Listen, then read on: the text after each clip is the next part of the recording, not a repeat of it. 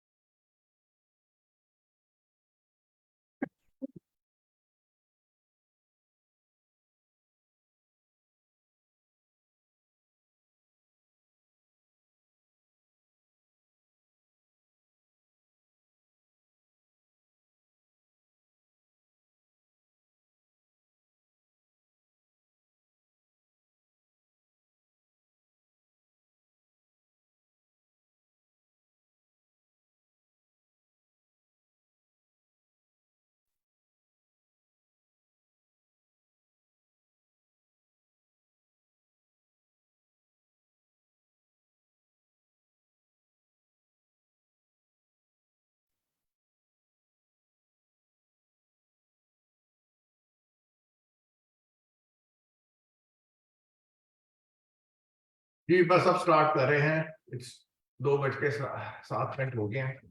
We are going to start it. बिस्मिल्लाहिर्रहमानिर्रहीम। In the name of Allah, the most gracious and the most merciful. Ladies and gentlemen, assalamu alaikum and good afternoon from Pakistan Society of Civil Engineers, based in Lahore, Pakistan. A very warm welcome to all the participants who have joined us on the Facebook. This is technical lecture number 58. Those who have joined us first time, it is for their information that PSCE holds one technical lecture every month. And by attending this lecture, you can earn half CPD point, which is recognized by Pakistan Engineering Council.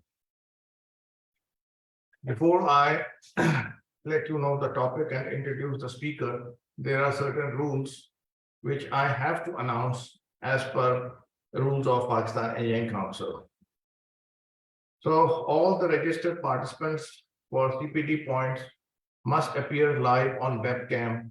However, for the ladies, there is an exception. If they want, they can cover their face. However, they have to appear live. During the lecture, microphone of all the participants except that of speaker shall remain in mute position. At the end of the lecture, there will be a question answer session. You can type your questions in the chat box and I will read those questions and the speaker would answer those questions. So I just forgot to ask speaker that whether he would be allowing questions during the slide by slide or at the end. Azhar, how would be your convenience? My convenience will be there should be no questions. People should contribute in it. Even at the end? At the end. And that means at the end, they should give in their comments or put a question. And if I can muster an answer, I'll give it accordingly. Okay. Thank you very much. Participants on the Facebook can also type the questions in the chat box there. And inshallah, we will read those questions also. And the speaker will be glad to answer the same. Now, this was the rules that I always have to announce as per instructions of Pakistan Engineering Council. Now it is the topic. Today's topic is portal frame steel buildings, and our guest speaker is engineer Azhar Ali Bhatti. Because of the time constraint, now we give a very brief introduction. So Azhar Ali Bhatti got his undergraduate degree in civil engineering from UET Lahore in 1980.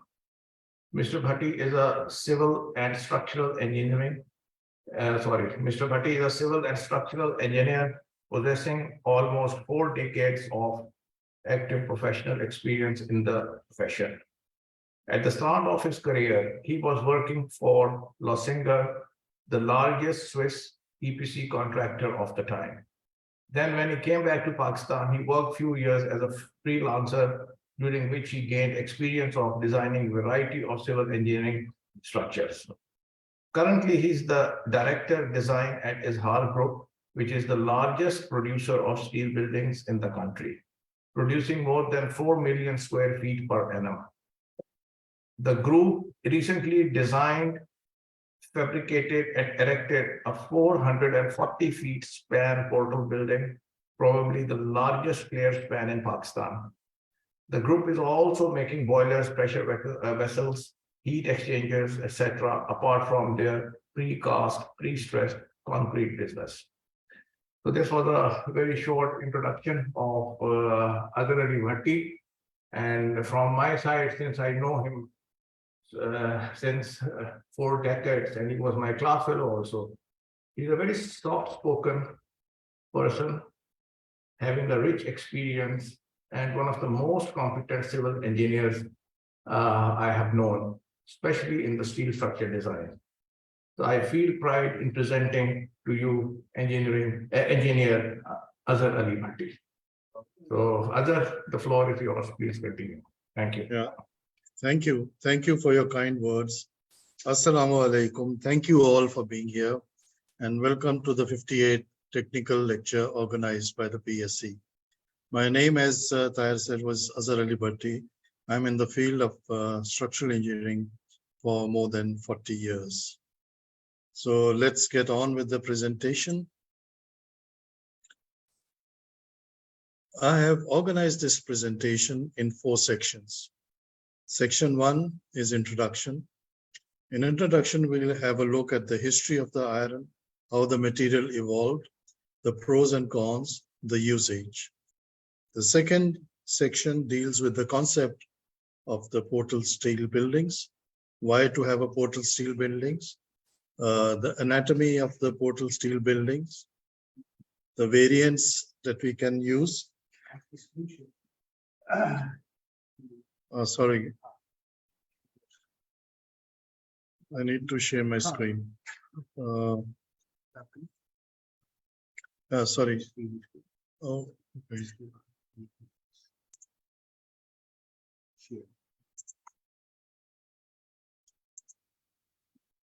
मेरे पास तो वो जानी चाहिए. Your slide has started. Slide. We can see your slide. Sharing has started. Okay. Sorry about that. So I start from the beginning again. Assalamu alaikum. Thank you, Tahir, for your kind words, and thank you all for being here. Welcome to the 58th technical lecture organized by PSCE. My name is Azhar Ali Bhatti, and I am in the field of structural engineering for more than 40 years. This presentation is organized in 4 sections. Section 1 is introduction. In the introduction, we will have a look at the history of iron, the material evolution of iron, the pros and cons, and the usage. The second section, which is then the concept part, why to have a portal frame, the anatomy of a portal frame, the variants of the different components in the portal frames, and the material which we are currently using for producing portal frame buildings. The third section is about the design. What are the design criteria, the stability aspects of portal frames, which are quite important, the member forces and the member strengths, and the connection details will cover the design section. And finally, we'll have a quick look at the project pictures which have been completed recently in Pakistan. So let's start with the organization. The next slide shows you a brief timeline of steel. As you can see, steel is from antiquity. In its productivity, cost-effective productivity started with the invention of, if you can see here,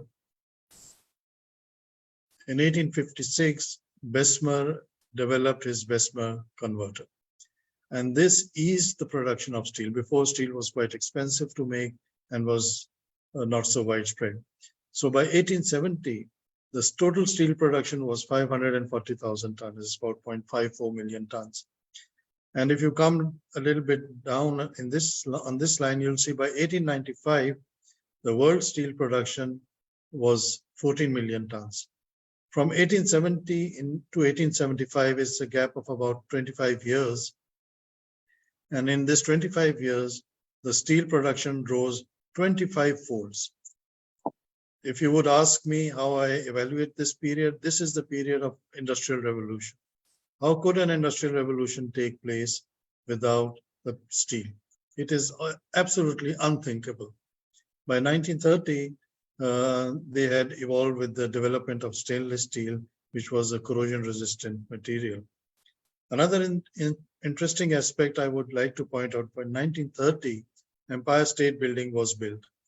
It was a 103 stories building. It is still an iconic building till today, one of the highest building in the world. And guess what? There were no code which covered the design of columns. The code, the AISC specification, which came in 1960s, was the first one which addressed column stability. And it is amazing that the technology and practice preceded what was written in the specification. This is a very interesting fact. It is a very inviting fact for engineers to try to go into new areas and to explore new fields.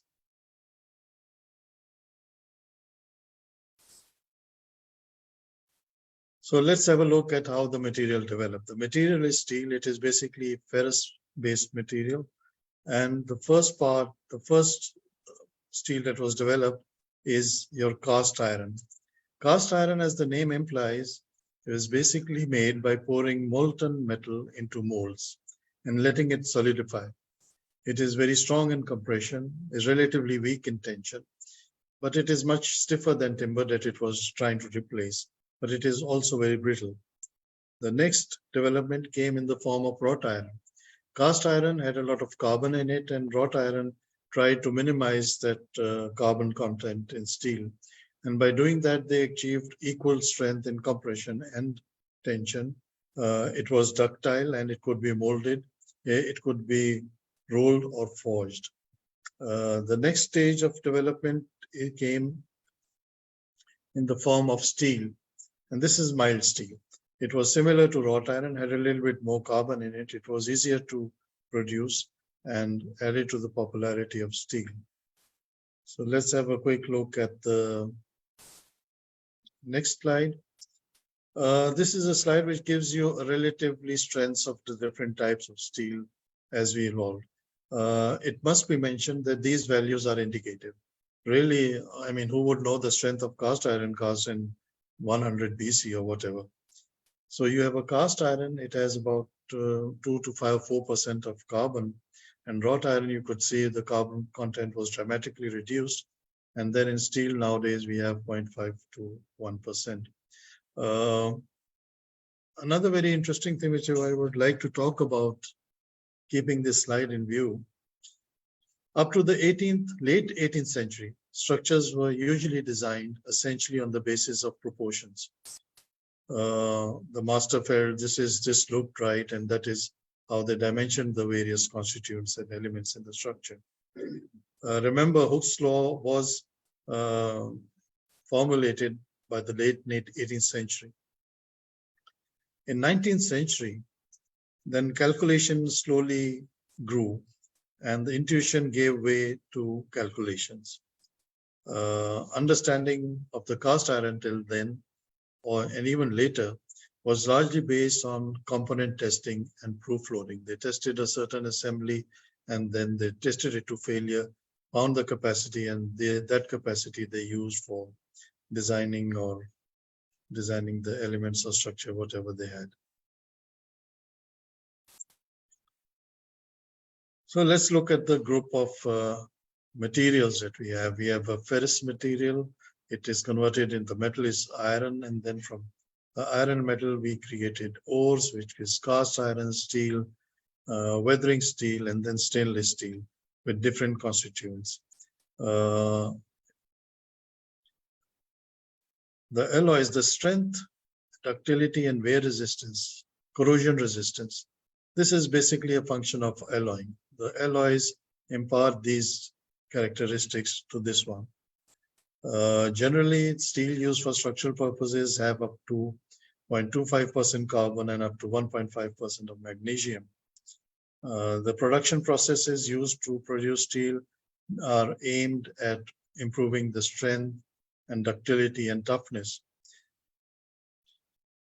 The upper limits on the proportions of carbon and other alloying elements are determined by the effect of carbon equivalence on weldability. We will come to weldability in a short while because that is one of the very important features of modern day steel.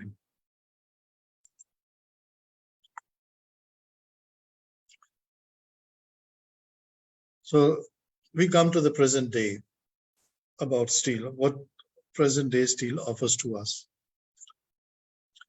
Steel is produced in large steel plants. They have established quality control and quality assurance procedures, QA/QC procedures. Their ability is to produce large quantity of steel with a very high and reliable quality. Steel is available in wide range of products. It could be plates, it could be rolled forms, formed like channels, eye sections, and so on. And it would also be plates and cold forms rolled products. Steel is easily manufactured into end products. You have the products from the steel plant, and then you can then connect these products or form these products into various constituents, which are then used like beam or column, and then these are assembled to form the structure. These quality controlled workshops have established welding procedures whereby they achieved a good jointing. They could apply coatings to the constituent, thereby imparting very high durability to the products. Side connections can be made easily with bolts and nuts, and good corrosion protection is given during the work in workshops. And the welders are tested and qualified to do it. As I mentioned previously earlier, weldability is one big factor in steel. If you look in earlier days, when you had to make a plate girder, have you ever wondered, older plate girder bridges, you could see a lot of angles and a lot of rivets. Why the angles? The angles were there because the welding procedures were not there, or the steel was not weldable. So we used to have rivets connecting the top flange with the web and so on. Rivets have become now almost obsolete because welding has just taken over everything. And welding and bolts, site fabrication is basically through bolts, site assembly is bolts, and very rarely it is welded. So what would be a satisfactory welded joint? A satisfactory welded joint would be when the joint behaves together with the parent metal in the same fashion. That means it should exhibit a similar form of strength and ductility. The welding process, which means the heat input and the cooling rates, would control these factors. The level of impurity in steel such as sulfur or phosphorus, hydrogen, etc., would have a significant factor in the crack formation during the welding process. And this is then quite well controlled.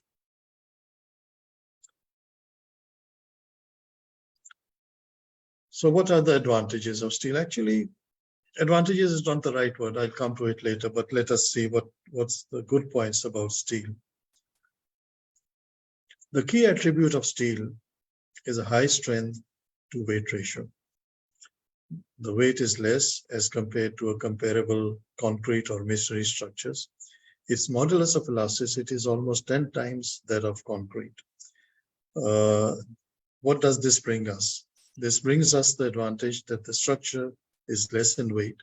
When the structure is less in weight, the seismic forces is also reduced, as well as the foundation requirements to support this structure is also reduced, minimized. but there are related issues to it. Let me finish the rest of the advantages and then I'll come back to it. So reduced construction time. Basically, steel is a prefabricated construction. Steel elements like columns, rafters, and their related connections are made or fabricated in the shop. They are then shipped from the shop to the site, and then on the site there's activity is basically an assembly activity. So you could start simultaneously your foundation construction on site and at the same time start with your fabrication of the elements.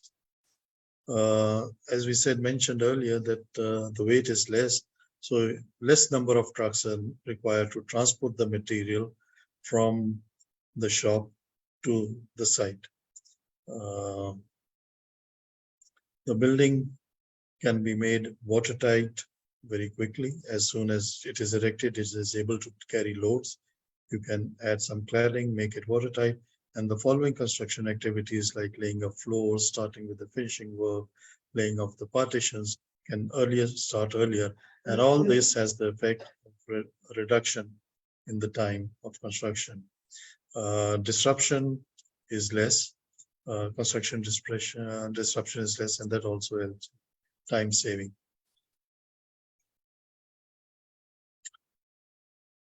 Steel buildings are inherently flexible.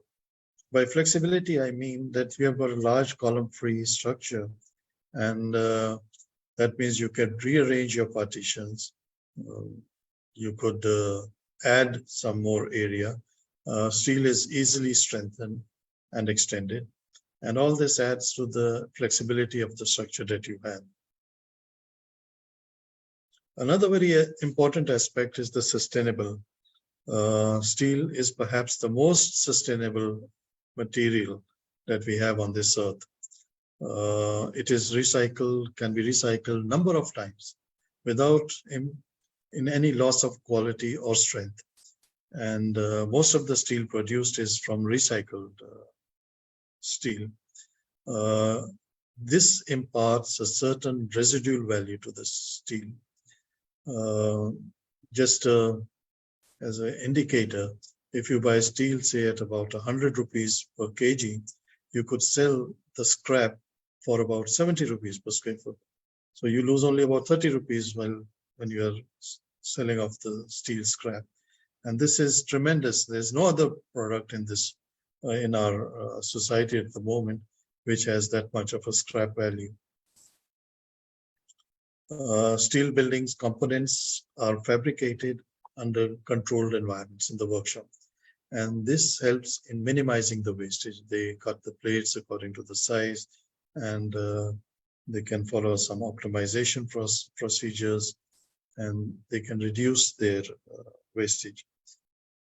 At the site, the work is basically assembly work, and practically there is no wastage on the site. You could dismantle the building. It is fixed with bolts. You could dismantle the buildings and take it elsewhere and re-erect it. So really you have got a lot of sustainability in this sort of environment.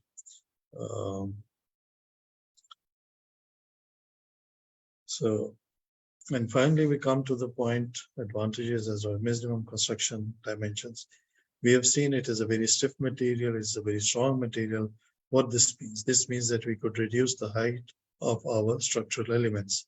The rafter, the main beam of the portal, could have height as low as 1/40th of the span. There's no other material which would offer that much of an advantage. As I said, let us come back to the first advantage. Of course, there is the low structural weight of the building.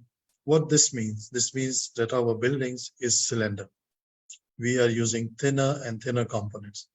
What does it have as a sequel?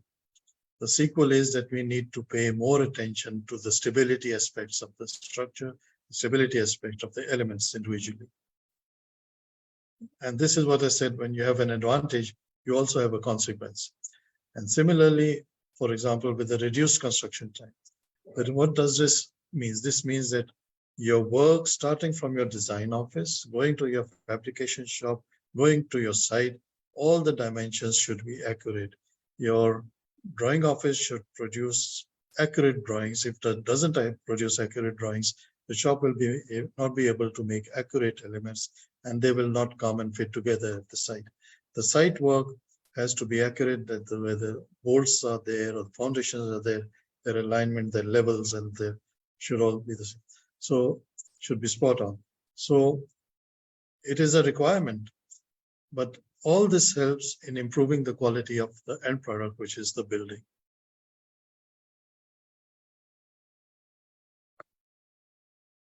Similarly, we come to this disadvantage. Actually, the disadvantage is not a, it is, I think, unfair to call it a disadvantage. Perhaps you should use a better word for it. But this is the nature of the steel. It corrodes. By corrosion, we mean it tries to revert back to its original natural form, which is an iron oxide. And this is essentially an electrochemical process. For most of the structural application, the corrosion in structural application happens due to electrochemical process. And this takes place in the presence of moisture and oxygen. Currently, in our current state of practice, very cost-effective prevention methods are available. They cost very little and they provide a very good, lasting and effective solution. The corrosion follows established chemical laws. As I said, it is an electrochemical process. And how can we prevent them? We can prevent by isolating the steel from this environment of oxygen and moisture.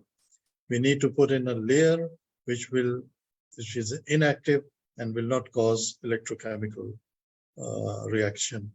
The coatings, as we call them, could be of two types. They could be metallic as well as organic. By metallic coating, I mean zinc, aluminum. These are the metallic coating. And these are applied. You can have organic coating, which would be paint, and sometimes both are there. You have a zinc aluminum sheet, and then these are then pre-painted as well. So the most important factor in coating, the most important factor is that the coating should adhere very strongly to the parent metal, so that it offers permanent protection against corrosion. How will it adhere strongly to your parent metal is when you remove all signs of mill rust and have a very clean surface before applying your coating to it. So as you see, this is a property of steel. It has to react with moisture and water, moisture and oxygen. But we have termed it as a disadvantage, but there are solutions available which address this problem. So really, there is no issue about it. Then we come to fire protection. People say the steel buildings are prone to fire or susceptible to fire.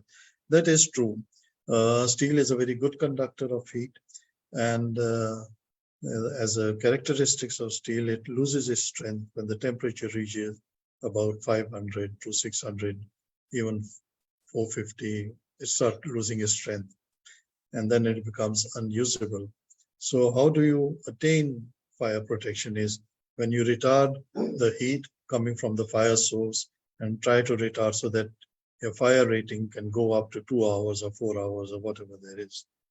For a single story building, fire protection is not that much critical because there are means of egress and people can quickly leave the building and human lives are saved. But in multi-story, it is an issue, and fire protection could cost 10 to 15% of the cost of your steel frames. Once again, the fire protections can be of two types. You have got an active fire protection systems, which would be fire detection and sprinklers. This is active fire protection, but then you could also have a passive fire protection program as well. The passive fire protection program is that you insulate your steel structures from high temperatures. And this could be through a reactive film or through a non-reactive protection. The reactive protection would be a thin film of intermittent coating, which is then applied to your steel members. And the property of this intermittent coating is that after a certain threshold of temperature, it starts expanding and starts to hinder the heat transfer from the fire to the steel, thereby increasing the time the steel can sustain fire. The non-reactive would be probably the most, sorry, still there. So the non-reactive coating would be in form of boards. These are gypsum board, cement board, or something like that, or sprays. They could apply some sprays on the steel surfaces. In olden days, they used to embed the steel frame in concrete, but this is not done nowadays. So as you see that from the disadvantage, there are satisfactory solutions available both for corrosion and fire protection. So really this is not an issue, but in as much there are an issue that these should be considered depending upon your application and where you are using them.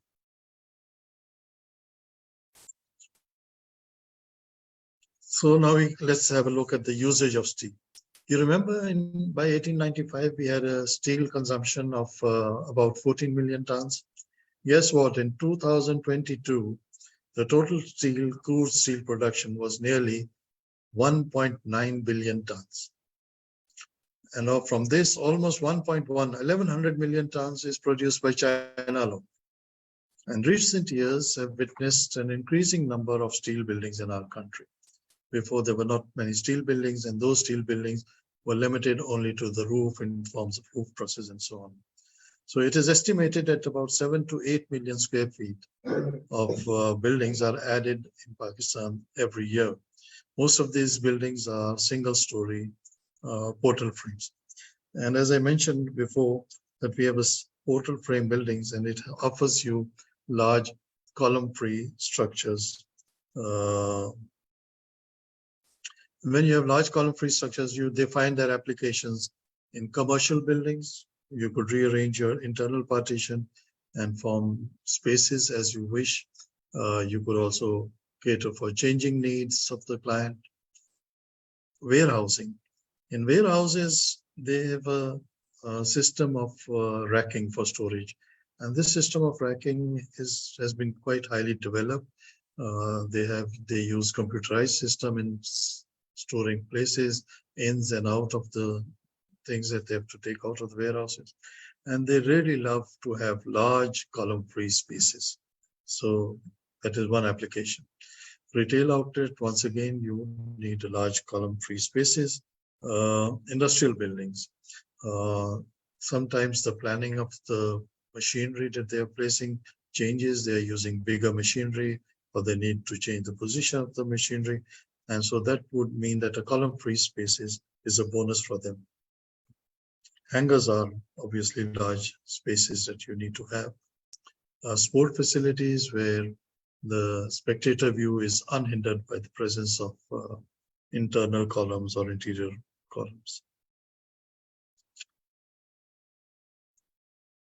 So that brings me an end to the introduction part. I hope I have covered, awakened your interest in it. And let's come now to the concept part.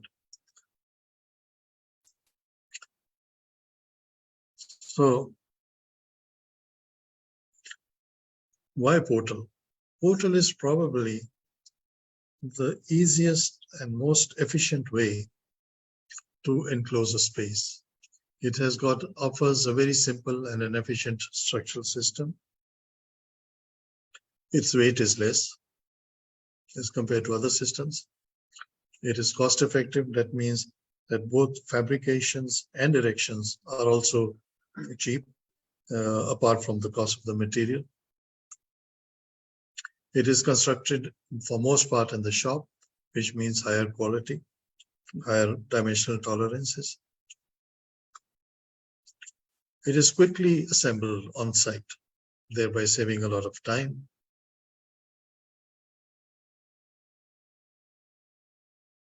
And it has got a low maintenance cost. Steel portal frames, they are quite suited in areas where they have to carry relatively modest loads.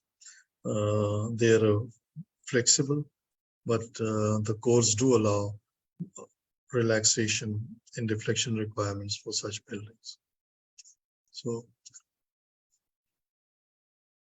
this is basically an anatomy of this portal steel building. So you have got your roof sheeting. This is a part of your cladding. The cladding would include your roof sheeting as well as your wall sheeting. The wall sheeting is a gutter at the eaves, which drains off the roof rainwater. You have got your secondary framing members, which is your purlins, which is your girts. Depending upon the terminology you like, the British call it side rails, the American calls it girts. It is a similar element to what you have on the roof, where it is known as purlins. You have then cross spacing. This is your portal frame. This is the plane of your portal frame, and this is your transverse direction, and this is your longitudinal direction, just to give you an orientation. The portal frame building would consist of a series of moment resisting frame. These are these moment resisting frame. The stability of these moment resisting frame is dependent upon the moment connection at the intersection of column and rafters. The end frame could either be a portal or could be a beam and a column, a post or a beam solution, but then it needs to have bracings.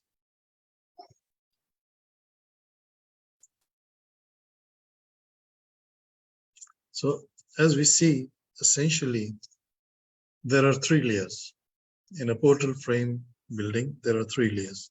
The first layer is the cladding part, as you mentioned earlier. This is the roof and the wall elements.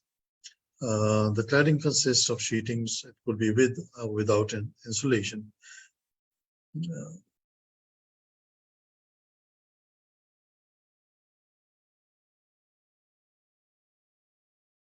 The secondary framing, this is the secondary framing. Girts in the walls and purlins in the roof. It is essentially the same element, which is, when it is used in roof, it is called purlins, and if you use it in walls, it is called girts. Essentially the same element. These are basically cold formed sections, and then there is this primary frame, which is essentially, as I said, a moment resisting frame. It might have a pin connection at the base or a fixed connection, but essentially its stability lies in the moment resistance capacity of these joints. Longitudinal stability. This is the transverse stability. The longitudinal stability is provided by the braces which we put up in the wall.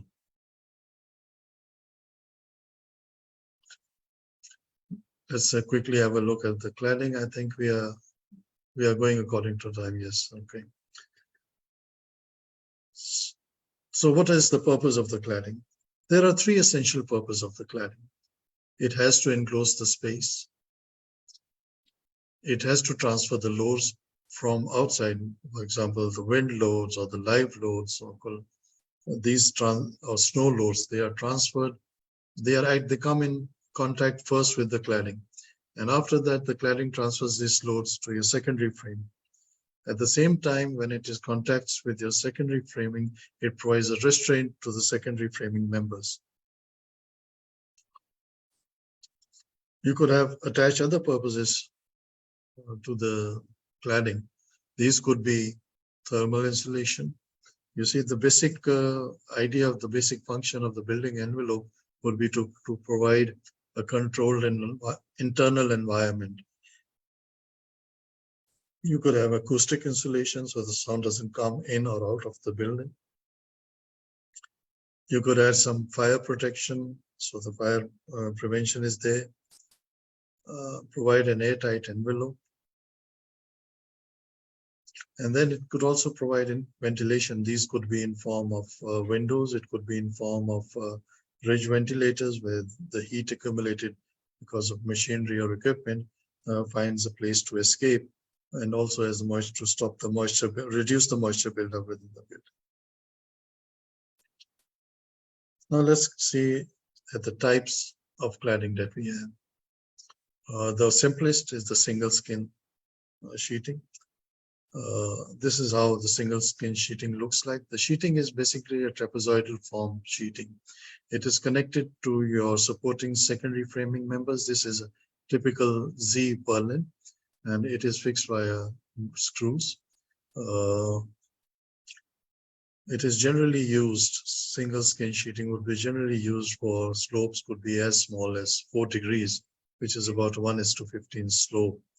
It is fixed directly to the purlins, and as you see, when it's fixed directly to the purlins, it offers a restraint to the top flange of the purlins, thereby increasing the capacity, the structural capacity of these purlins.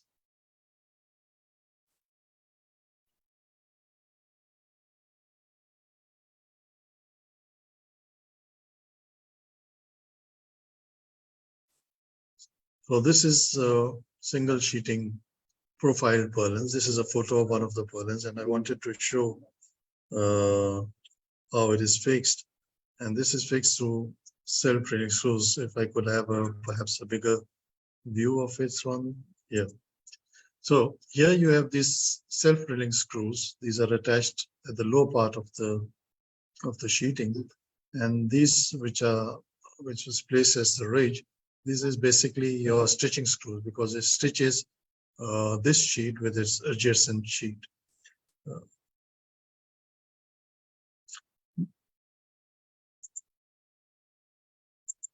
This is your self-drilling screws. Let's have a closer look of this self-drilling screws.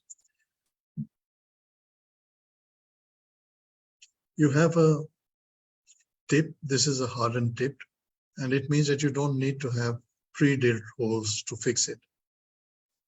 That is one aspect. The second aspect is this is an EPDM washer. It is a rubber washer which is UV resistant. And then on top of this UV resistant washer, there is a steel washer. And so what it does, you have got your machine which fixes this screw. When the screw is tightened, the EPDM washer expands and is compressed. Thereby, it prevents water flowing on the roof to enter this hole. That is one function. The second is if you would study cold form steel, the capacity of this screw, which is essentially behaves in preventing uplift of the sheet because wind load produces basically uplift in the sheet. So there are three categories, the three criteria which this screw has to satisfy. One is the pull out. That means that the screw itself pulls out of the purlin or the supporting secondary frame. The second area that has to be investigated is the pullover. One is the pull out. The second is the pullover. Pullover would mean that the sheet punctures around this screw and just lifts out.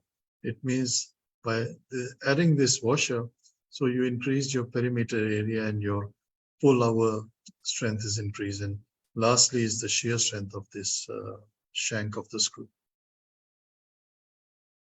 So our sheet, the single skin sheet could vary from 0.5 millimeters to 0.6.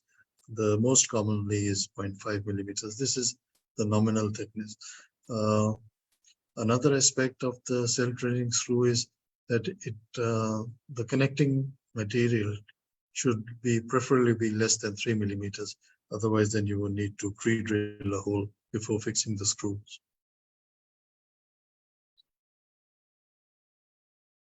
So let's quickly have a look at the various details which we have in the steel metal buildings.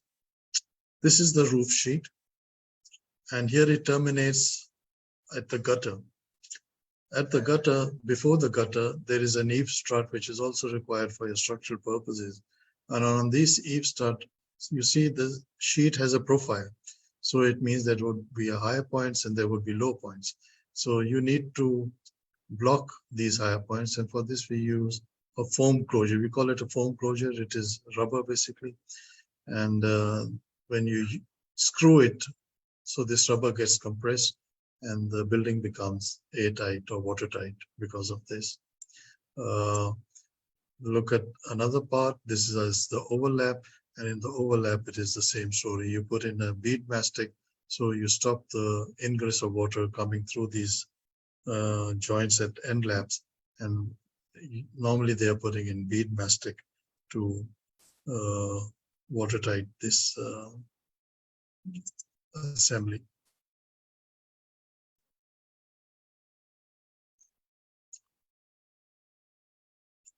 If you want to have insulation, both on the roof or on the walls, then we are using, this is the cheapest version that is there. It is a double skin, built up double skin, and we are using this insulation blankets. This is a typical photo of an insulation blanket, and notice there is this foil, waterproof foil, which is on which this insulation is laid or tied or stitched together. This waterproof foil is very useful in preventing condensation problems.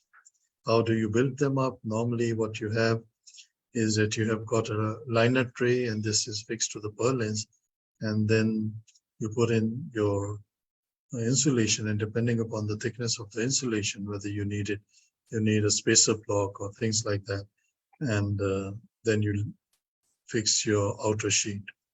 An interesting aspect, as we will see later, is that the restraint provided, if the insulation is too thick, then probably you need to strengthen your liner sheet to perform the same function. Let us have a look at this one. For example, in here, you have got, these are the main purlins, and these are your sub purlins or secondary purlins or spacer block, whatever you want to call them. These are thick blankets of insulation. Maybe these are 100 millimeters or 150 millimeters. And since there is no screw which will pass through that and still remain rigid, the practice is to have a sub purlin or a spacer block. This spacer block is then fixed to your purlin, and your outer sheet is then tied to these purlins, to these sub purlins. Obviously, the lower main purlins do not get the necessary restraint that they should have for a normal single skin sheet offers. So the liner needs to be strengthened or needs to fulfill that function.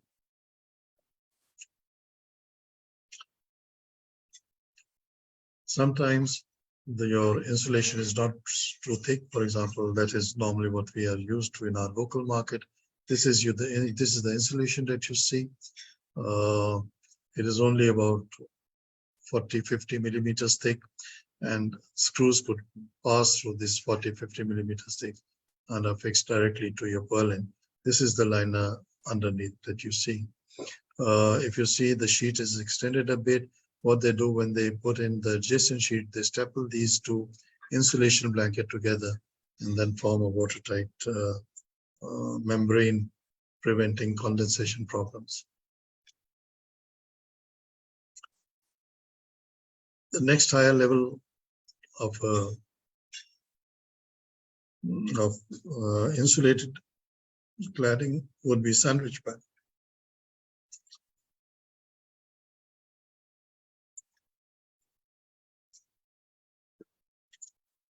So essentially, the insulation forms a composite construction with the outer layer and the inner layer. What it does is that it improves the rigidity of the panel. You could have a larger spacing.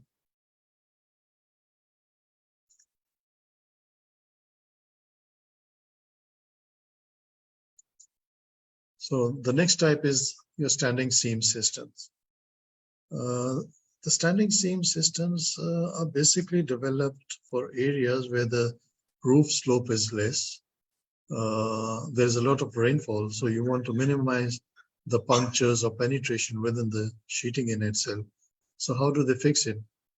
I mean, for fixing the sheeting, the basic requirement is for forces coming in the gravity in direction of the gravity. You already have your purlins, which is directly in touch with your sheeting. It is only the uplift which we need to prevent. And for this, we have this clip. This is a standing seam clip. And this is placed between these two sheeting. And these are the seams. Let us have a look in this next slide at how it works. This is your seam, standing seam. This could be up to the length of this seam could be about 30 meters or something. And the clip that we have seen prevents the uplift movement, but will allow longitudinal movement in this direction. So this clip is coming right here, and then there's an adjacent sheet over there, and both of them are folded. This is a seamer which runs over these seams, and you get a good watertight connection.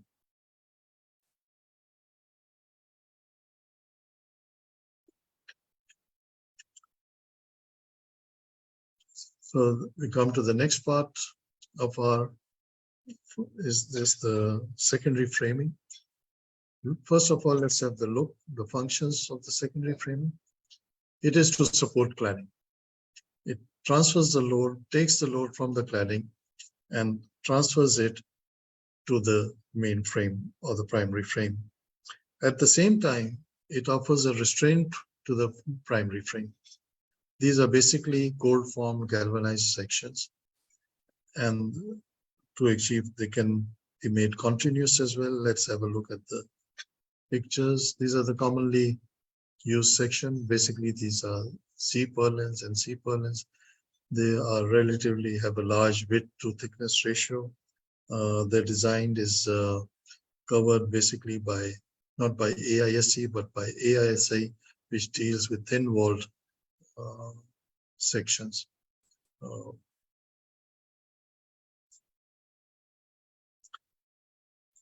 So let me expand this.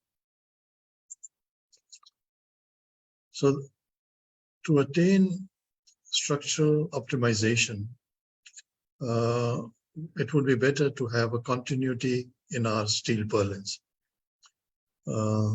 And this is the way how we achieve it. We have got a nested Z over here, and this is then connected through overlaps, and thereby this becomes a continuity. This is the area of high moments, and there you have two Z sections, and in between the mid spans, the moments are much reduced, and so you have a single Z section.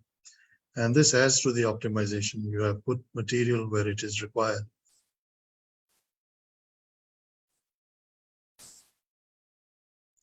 You could have, let's have a look here. You could have a simple joint with just a clip, and this there doesn't have any moment transfer capacity within the purlins. This is your eave strut, as we've seen before.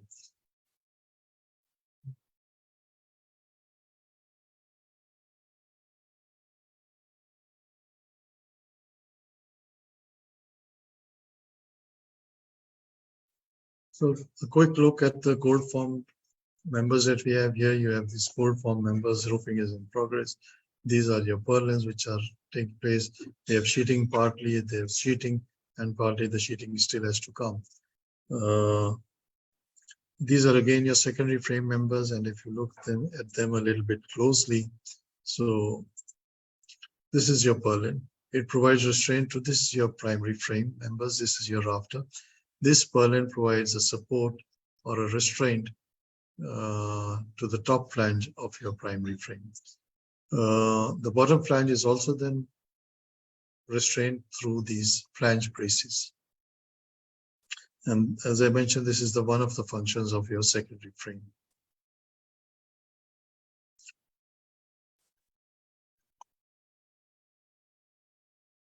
So this brings us to my primary frame. The primary frame, basically the portal is a continuous frame. It is a moment resisting frame. It has got moment resisting connection at the knees and provides stability. The in-plane stability is provided by these. This also provides the lateral stability.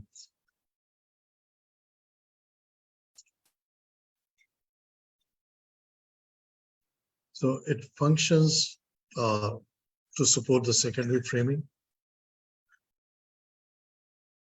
and transfer the load from the secondary framing to the foundations.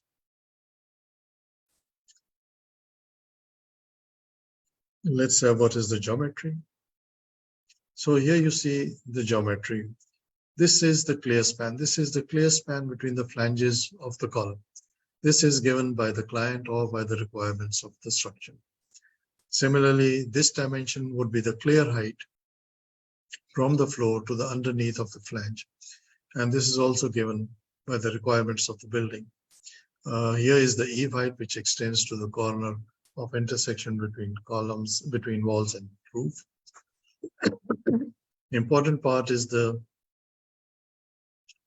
pitch of the roof. Normally it is 1:10, but it could be low for long span structures. It could be 1:15 or even 1:20. So need to establish the clear width and the length, eave height, and any special requirements, because these are a series of frames. This is a series of frames which are then tied together through longitudinal bracings or wall bracings.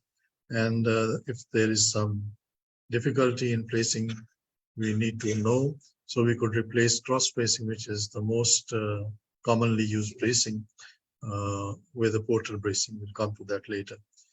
Typically, portal frame would have a span of 15 to 50 meters and a clear height of 5 to 15 meters. The roof pitch is between 5 degrees to 10 degrees, and 6 is the most common, which is 1:10 slope. The typical spacing of these frames would be 6 to 8 meters.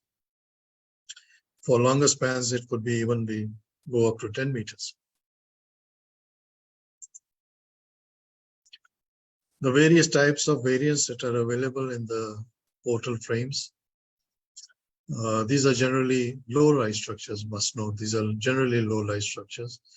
And it has got columns and a horizontal. This one is known as a rafter. This has a certain pitch. This is the pitch which we have given already. It is connected by the moment-resisting frame at the knees or eaves, or however you want to say. These connections at the base are pinned mostly, but could be fixed as well, depending upon what your requirements are.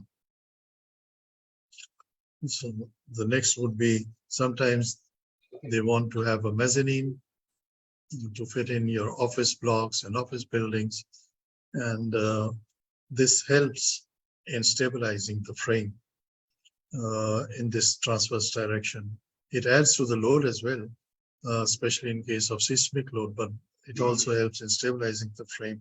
And this whole stability has to be studied in a holistic way.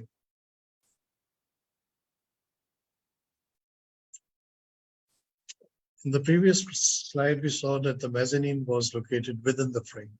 Sometimes it is located outside the frame. And then this one is then a lean-to frame. This lean-to frame means that all the lateral stability is provided by this main portal frame. The mezzanine doesn't suffer from these large columns placed inside the space, and it gives you a clear office space. This main portal, this adds to your lateral loads and this frame has to be designed to take these additional lateral loads as well. In industrial buildings, sometimes we need to use cranes, and lightly loaded cranes, say up to 20 tons, is placed on brackets within the main portal frame. There are a few issues with this. These are the rails on which the overhead crane runs. And important is that these rails should remain aligned. They should not move outside in this direction. But when you have load, the tendency of the frame is to splay, to spread out. and that plays with the stiffness of this, that plays with the alignment of this crane rail. There are a number of ways how you can go about it. You could select, easiest would be to select stiffer members. You could select to have a fixed base that will also reduce the spread. You can reduce the pitch of the roof, that will also reduce your, and in, well, nothing worse, you could also put in a tie, which reduces the spread of this. But using a tie in the frame, in portal frame, brings its own problems or its own sets of problems.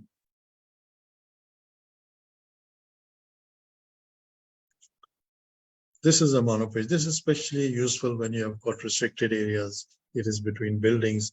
You need to drain off the roof only in one direction. And it is only for small spans, maybe say up to 10, 15 meters span.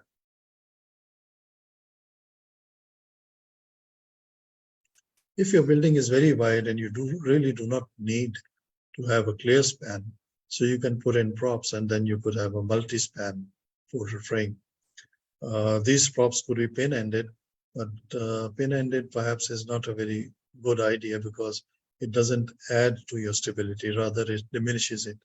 So if you want to add some more stability to your frame, then you need to have these as a fixed end columns. It reduces your main rafter frames and gives you an economical solution, but then you have a column inside your building.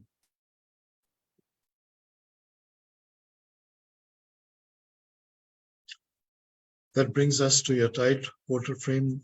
This is a typical, you could tie your portal frames. This is not a very favorable solution. Why I say it's not a very favorable solution? There's no doubt at the moment in this rafter is reduced. It is reduced by a factor of 4, for example. Now the span has been reduced by half, and that means that the moment is reduced by a factor of 4. What you get in, what is the compromise that you did, is that you added to the compressive force in the rafter, because the ties takes the tension, and that tension is balanced by this compression in this rafter. The rafter already is sensitive to compression, as we shall see later when we look at the stability aspects of it. And this is now very seldom used, so it is not used at all. Very seldom it is used. BS 5950 insists that only a second order analysis should be done on portal frames with tied portal frames.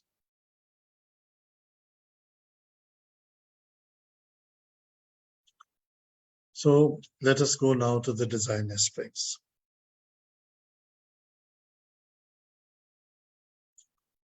So let us see, what does design cover? We should have a criteria around which the building has to be made, designed, and perform. It should perform. The materials which make up the portal frame, that would be a part of the design. We need to calculate the forces for which the member needs to be designed. That would come through analysis. Then we have the member design, need to dimension them and added restraint, whatever is required. We need to design the connections so that they can take the moments and the loads.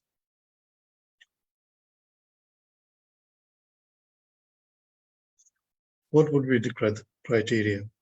The criteria would be loading. Basically, it's environmental loading, it is wind loading, live loads, any collateral loads that are coming, any snow loads which you need to cater for, any crane loads that are there. The combination of these, you've got the primary load and then you have the combination. And finally, you have the acceptance criteria. How the building should perform, that it is acceptable.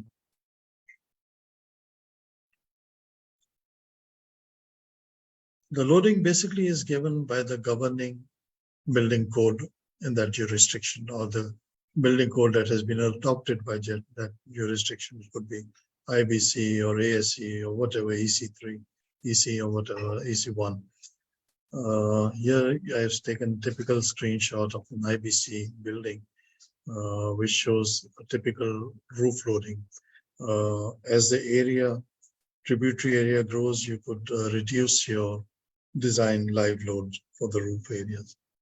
Then the collateral loads, sometimes these are not very easily available, and that is then given by a metal building association, that what they are using as your collateral loads. Collateral loads would include your ceiling loads, your insulation loads, and your lighting loads, your duct loads, and sprinkler systems.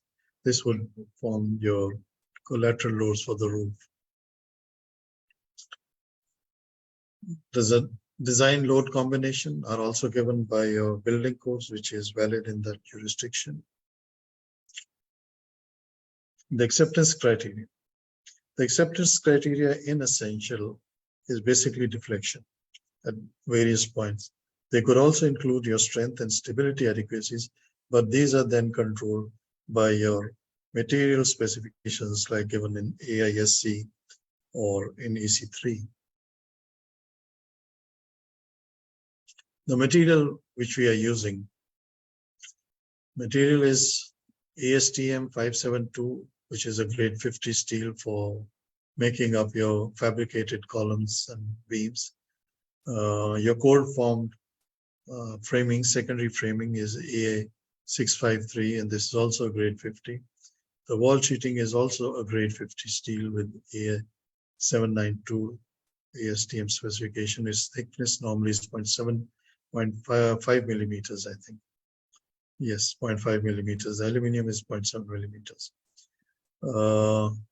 Your pre-painted sheets has two coats. It has got a coat on the external side and on the internal side. On the external face, you have got 25 microns on polyester paint, and on the internal surface, it is 12 millimeters. Anchor bolts is F1554. It is grade 36 steel. Your high strength bolts are A325, previously known as A325. Currently, this is F3125. It has got a strength of about 120 KSI breaking strength. You have cable braces, and then you have got your other components, angles, roofs, and so these are grade 36 steel that is commonly used. That brings me now to the analysis part. The first aspect is your structural system. What your structural system should have. It must be capable of achieving a state of equilibrium. When it is subjected to those forces, it must be capable of achieving a state of equilibrium. It must be stable. It must have adequate strength, and it must have adequate rigidity.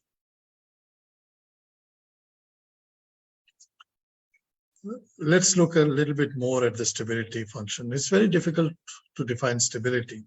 Let's start with instability. What would be unstable?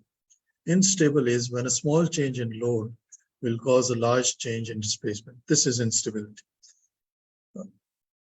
And we have to avoid this, and that would then be stability.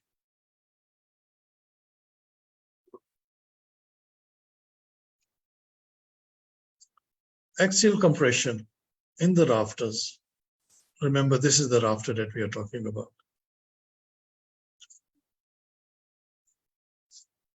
This is a typical bending moment diagram of a portal frame.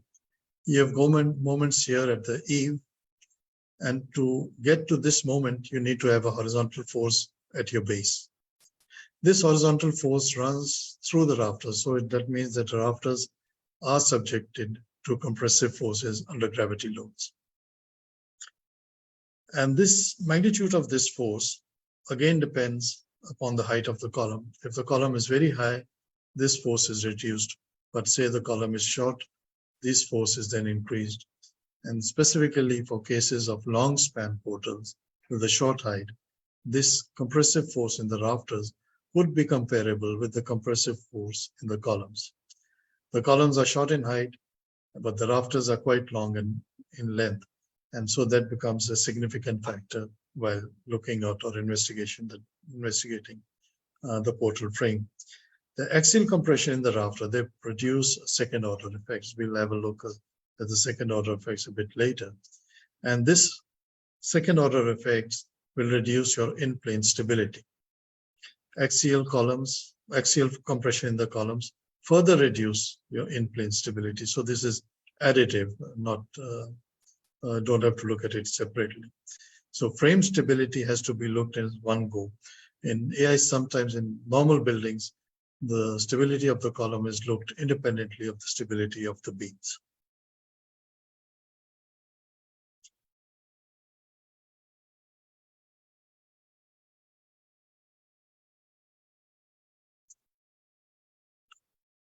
So this would be a typical BA bracing plan. As we mentioned before, this is the plane of your portal. And the in-plane stability is provided by your moment resisting knee connections. This is the vertical brace. These are in the walls, and this provides stability out of plane. This is the different portal frames, and why they don't move in this direction is that you have got some bracing over here, and which prevents the movement in this direction.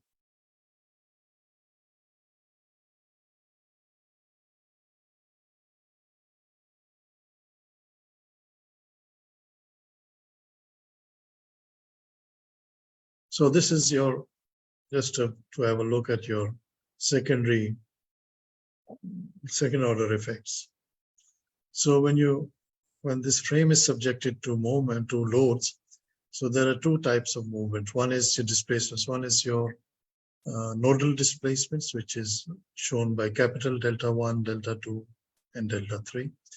And then the member in itself has a curvature, and you've got small delta 1, delta 2, and small delta 3. The effect of these displacement is to increase your moments, increase your forces, and that will cause more displacement. So you have got these second order effects. The strength checks for any structure are valid only if the global analysis give a good representation of the behavior of the actual structure. So if you're designing it by first order and you proportion your member to your first order, probably that is may or may not be adequate. You have to first of all look what are the second order effects, have a rough idea of the magnitude of the second order effects, and then you have the forces, whether you need to increase them, whether you need to magnify them, or whether you need to change your analysis and take a second perform a P delta analysis.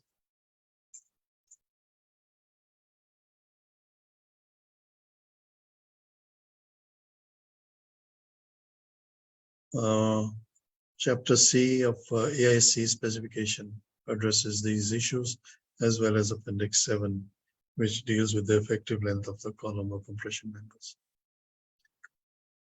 So let's have a look again at the out of plane stability.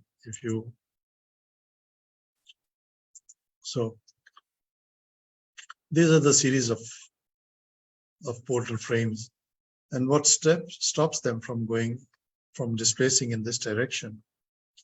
So this resistance can be provided by either of the three methods. You can have a bracing as shown here. This is a K bracing, but you could have an X bracing as well, or even a portal bracing if they don't allow you an X bracing or a K bracing, you can put in a portal bracing. You could see portal bracing in one of the project pictures that you are going to see. Second or the third option could be you could have cantilever columns, and it will take the moment in the other direction, but that is only for a very, very low height structures. This is your braced bay. The braced bay goes right across the roof into the walls. The rest of the frames are connected to this braced bay via these eave struts or at the ridge and the first and secondary framing.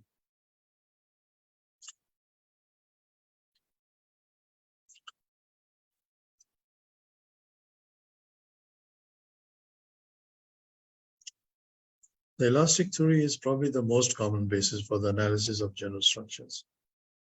The structures remain elastic for the application of the load. The load path remains the same. The deflections are in proportion to your loadings. So the principle of superposition is applicable at all times.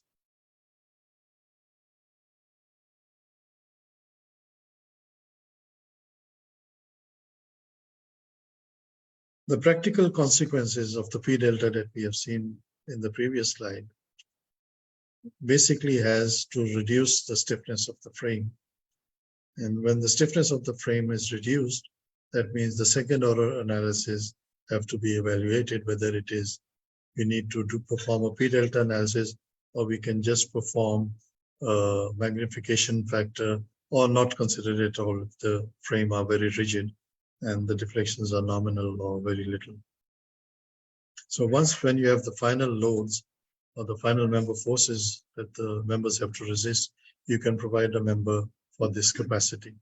And this capacity is then given by the governing codes, AISC or EC3 or whatever there is.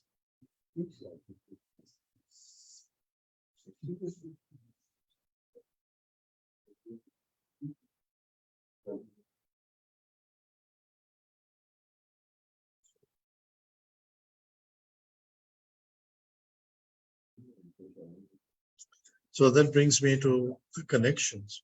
Basically, there are three connections. You have got a base connection. Then we have a connection at the eave, which must transfer the moment. Connection at the base could be moment resisting or could be pinned. And then we have a splice, which has to be moment resisting. Why we need a splice connection is that the rafter could be, in some cases, quite long, and they cannot be shipped in one piece, so they need to be shipped in pieces and connected and assembled at site. So here you see a typical arrangement of at the base, and here it is a moment resisting fixed base. It is moment resisting because you have got these anchor bolts are on either side of the flange, and they take up the flange forces and transfer it to the foundations below.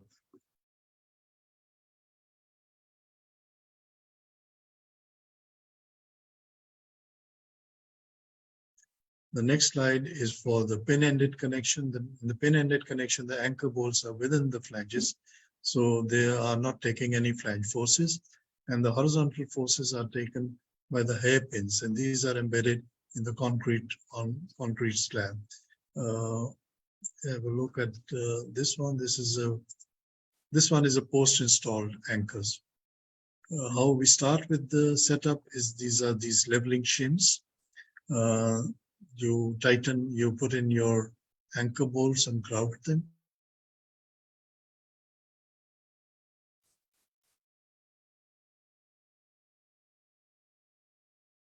This is your eave connection, and again it is similar to what we saw at the fixed end connection at the base. These are the bolts which take up the flange forces on either end, and the center portion takes the horizontal thrust which comes on the eave. This is a typical splice connection. You've got end plates. You've got these high strength bolts which take up the flange forces. This would take up the shear forces.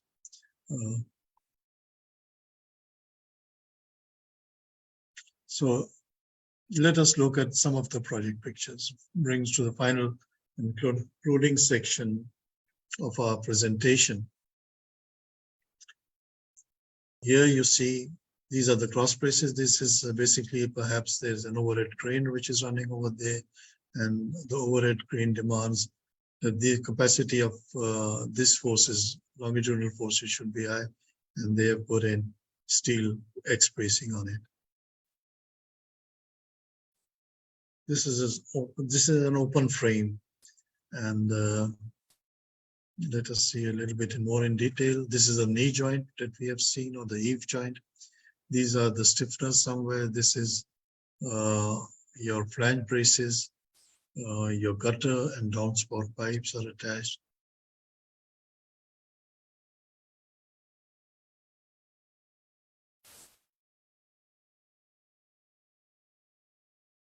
Yeah, I mentioned I would show you the portal bracing. These are the main portal frames in this direction. And since this path has to remain open because of the forklift truck has to move over here, so there was no possibility of putting up any cross bracing. So that was then the function was taken up by this portal brace.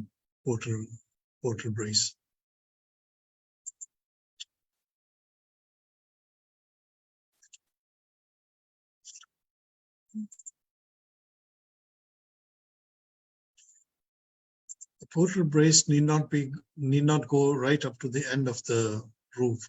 Sometimes there's a room available and you can put in your cross bracing, and the portal is only up till here. The portal brace is an expensive brace. This cross bracing is a cheaper one than the portal brace. So in interest of economy, you put in a portal brace till the space which has to be kept free, and upwards then you have got these cross bracing.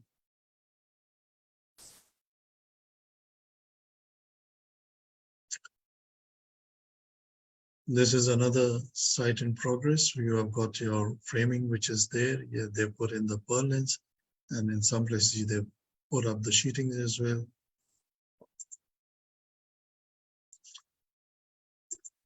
This is a very long structure. And here you see the roof bracing, as I mentioned. These are two bays which have been braced along the roof and goes down into the walls as well. This is another project which shows your cross spacing. There's a crane inside. This is a car plant in the vicinity of.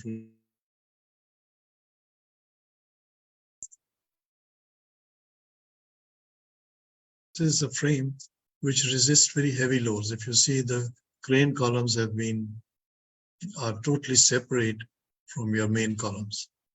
This is your main portal frame columns, and these are the columns for the crane. The stiffness, it has to provide stiffness in this direction, in the longitudinal direction. In the transverse direction, the stiffness is provided by your main frame columns. This is another picture. In this, if you would see, these are your main portal frames. It is a multiple bay portal frame, and these are your central column. If you look at the adjacent frame, this column is missing. The Britishers call it hit and miss frame. The Americans, they would call this as a jack beam, which supports the rafter, and you can remove this column, and thereby your internal space is more or less column free. You've got a larger spans.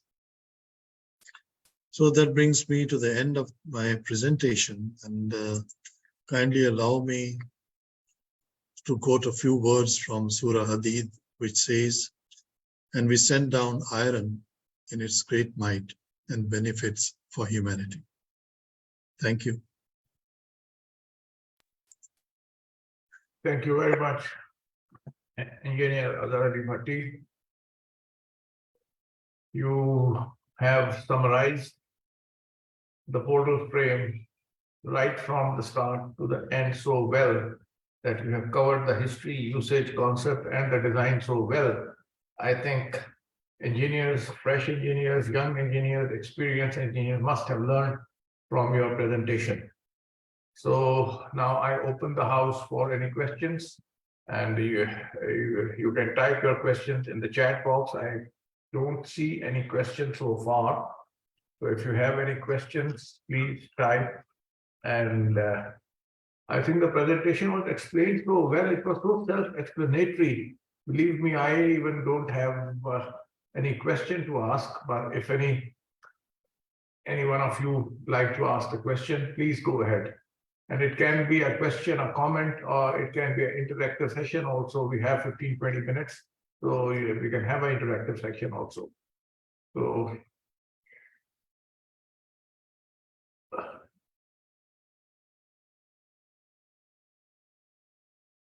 Rizwan, if you have any comment, or you can come on the mic, please, and you can have, or you can say something if you want, or Suhail Raza is there also. Questions, please type your questions in the chat box.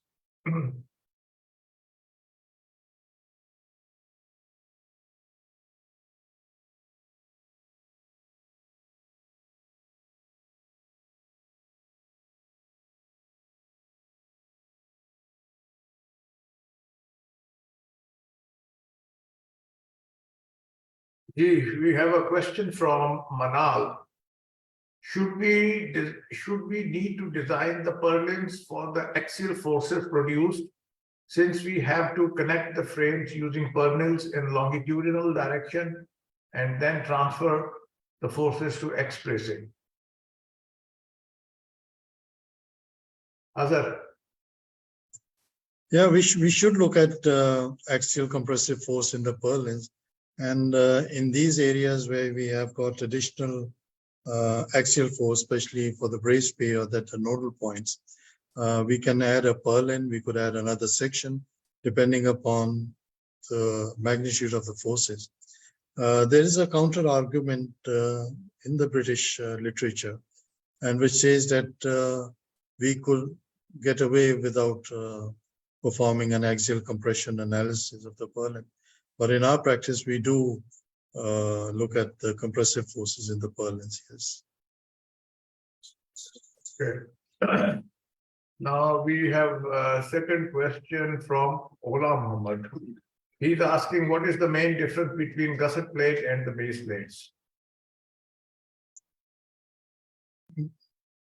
Yeah, the question is the gusset plates and base plates.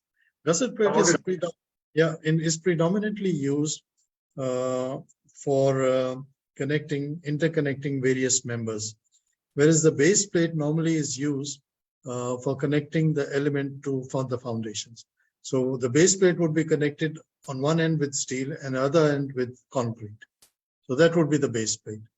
That is our understanding of the terminology, base plate and gusset plate. The gusset plate would be basically, for example, in truss connection, where you have different members, diagonal members, vertical members, and chord members, and the forces are then transferred from one to the other via the gusset plates. Yes. Third question is from Ijaz Ali. Is there any coating material available for the structure near the sustained moisture contained?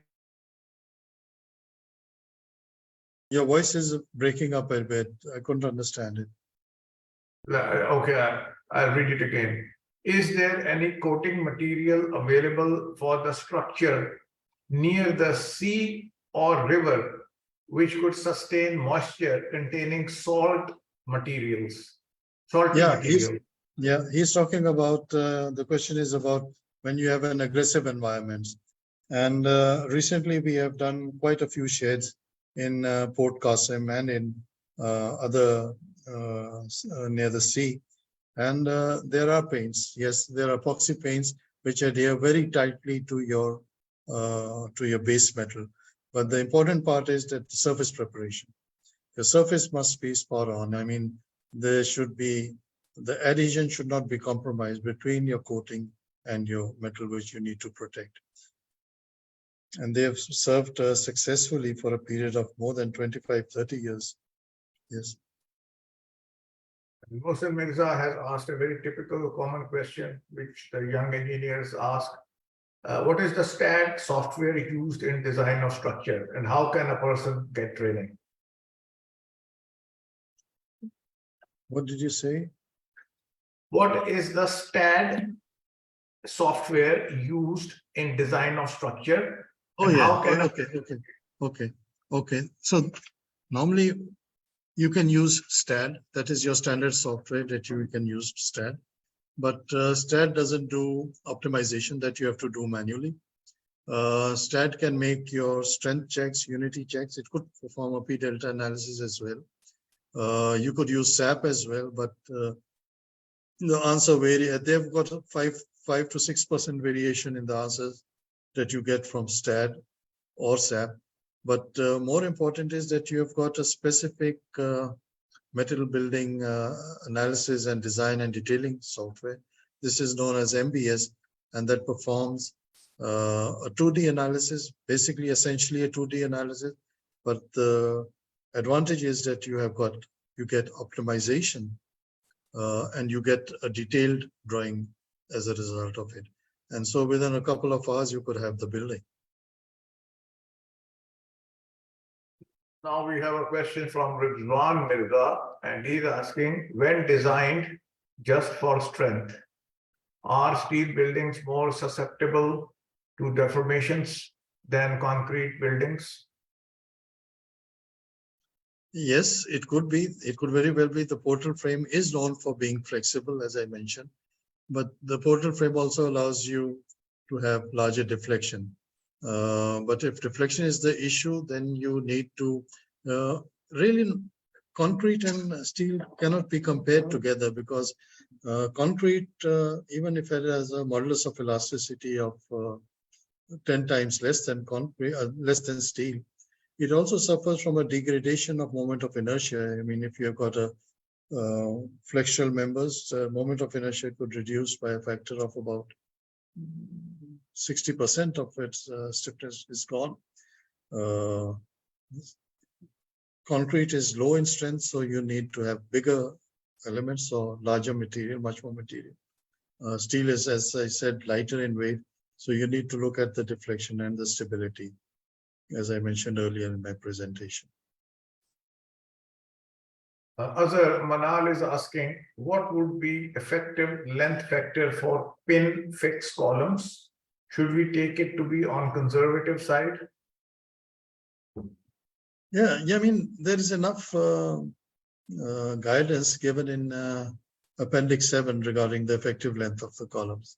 And offhand, I don't remember those provisions. Even I have to look at them when I'm designing it. That is after 40 years also. But yes, you should be conservative, because if you have got a pin end and then there is a translation on top as well, it is a moment resisting, but it is subject to translation. So conservatively, you should find out your K factors. By the way, STAD does provide a facility whereby K factors are already determined by STAD. You need to look at them. But normally I'm giving it manually. I don't rely on STAD's K value. In fact, second order analysis was one of the advantages of second order analysis was that you don't have to calculate K factors. Okay. Now again, it is Manal. There are two types of portal frames, sway frames and non-sway frames. Would you like to put some light on the difference between the two? Well, I wouldn't know, frankly speaking, because normally we have got pitched. This is when the rafter is as a crown is raised, so that you call it as a pitch roof rafter, and that is the most commonly used, because that is what to say, one of the most effective. It has got an arching action, the lateral loads are more, and so it is a more economical system. What he's talking about is maybe a monoslope, but the result is that there is no slope, there's zero slope. So that those types of rafters or frames are used for narrow buildings, maybe 10, 15 meters span. Yeah, we have a question from Ali Naveed. He is asking, could you please provide additional information regarding the types of connection you are referring to? Specifically, which connections should be classified as fixed connections and moment connections? Additionally, is stiffness necessary when connecting a column to a base plate? Actually, I didn't understand the question. What kind of a stiffness is he talking about? For example, if you got a pin end, so really you don't need any fixity or any stiffness. It is a pin end. It should be fixed in position. That is normally achievable through flow plates and etc. The first part of your question was The moment connections, is that what he's talking about? Why we have? He was asking specifically which connection should be classified as fixed connections and moment connections. Okay. The moment is resisted basically by flange forces. This is a basic understanding. So if the flange forces get transferred from one side of the structure to the other side of the structure, if you have get an arrangement where you can transfer the flange forces, so those connections would be considered as moment resisting or fixed connections. Other than that, if the flanges are not positively connected with each other, or one part of the building with the second part of the building, so then the connection is via the web, and then that would be basically a shear connection, and that is then a pin connection, as I explained to you in my foundation connections. Okay, now we have a question from someone whose name is not appearing. So whosoever it is asking, please guide about strength reduction factors applied on red steel section. Well, it depends. The strength reduction factor is then dependent upon whether you're following the LRFT. There you have the strength reduction factor. But if you're following the AST, then you have got a higher factor of safety omega, and there is no question of putting in a strength reduction factor. So it depends upon what kind of a design philosophy. This is a very interesting debate between LRFT and AST. Does steel know that it is being defined by LRFT or by AST? Should there be a difference in the results regarding design, the dimensions, if you are following LRFT or AST? This was a big debate which was done in a few years ago. And AISC has currently in its specification 2016, that is the latest that I have, they have given equations for both LRFT and AST. And I've noted that many times that if you follow AST or LRFT, you end up with the same checks and with the same unity checks. Rizwan Mirza is asking, would you recommend someone to design a steel structure using a black box software, or if he or she cannot obtain an approximate answer manually, would it be dangerous to do that?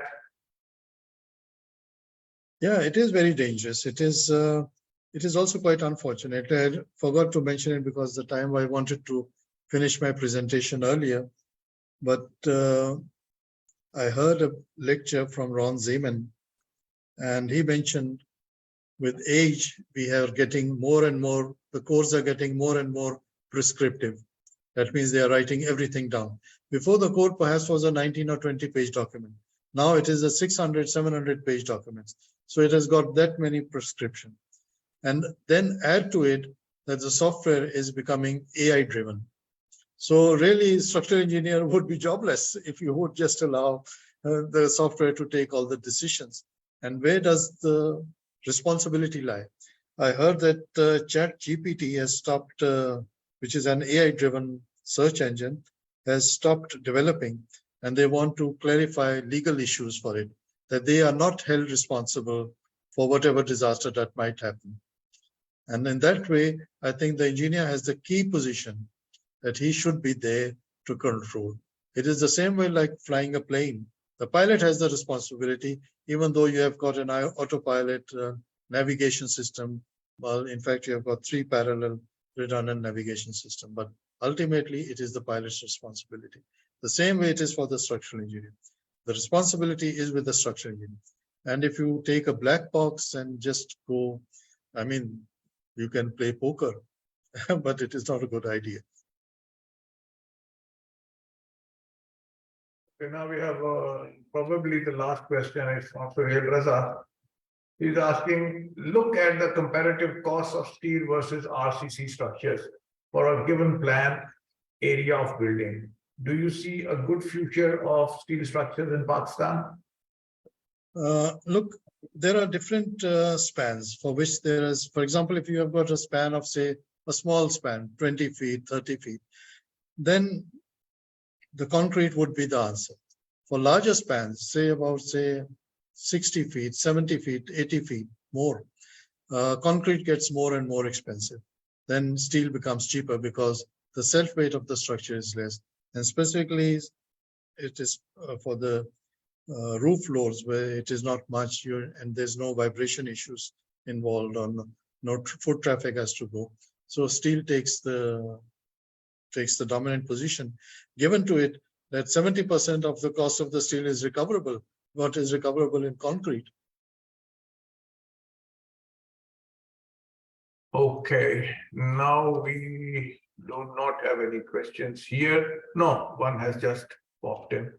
Let me see what it is. It is from Ghulam Muhammad, and he's asking, one of my last supervised project, in my last supervised project, we faced a problem like when we fixed the J bolts in the RCC foundation, short column up to 3 feet, to support steel columns, the J bolts will start relative motion after the concrete dried, although that did not affect the overall stability, but the movement was slight problem in. Well, this is a very long question. I think it will be difficult to understand. No, I got the gist of it. This is quite a well-known problem. The J bolts snake out of the concrete. Okay. This is what you want to say, that the J bolts are not there. It's a snakes out. And so the current practice is to avoid J bolts specifically. I mean, in our practice, we have almost given up with the J bolts. We put in a washer, a plate, an anchor plate, and this is then well covered in ACI as well. The J bolts snake out. Yes, that is the issue with J bolts. So he's at the end he's asking what will be the basic problem. It was from structural point of view. Okay, you have said that you have already given up using it. Yes. Now, Aji, any questions on Facebook? No. Okay. We do not have any further questions, neither on Facebook nor here. So I don't see any hands raised also. So we conclude the question answer session now. Yeah. And thank you again, Azhar, for giving such a lecture with a deep insight. And thank you very much. Now, I have to just tell the audience that in PSC here, we are striving hard to keep everybody abreast with the pace of technology that is advancing so rapidly in the different disciplines of civil engineering.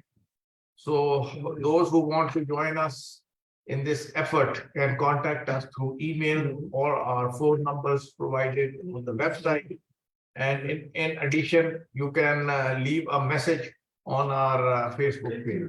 And and inshallah, when our coordinating officer, when she will see the message, inshallah, she will contact you. And I will encourage the young civil engineers to come forward and give your input for Pakistan Society of Civil Engineers, and try to give us some service also. This is your society for the civil engineers and by the civil engineers. Next lecture is on digitization of engineering design, modular and off-site construction of a built environment. It will be on 14th October 2023, same time, 2 p.m. Park time, and the speaker is Khurram Tahir. And let me just a minute.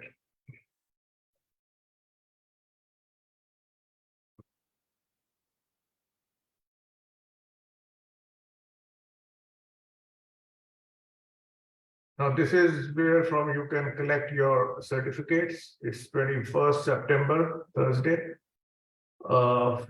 The address is given 14A1, Block P, Balltown Extension. Telephone is given 0347.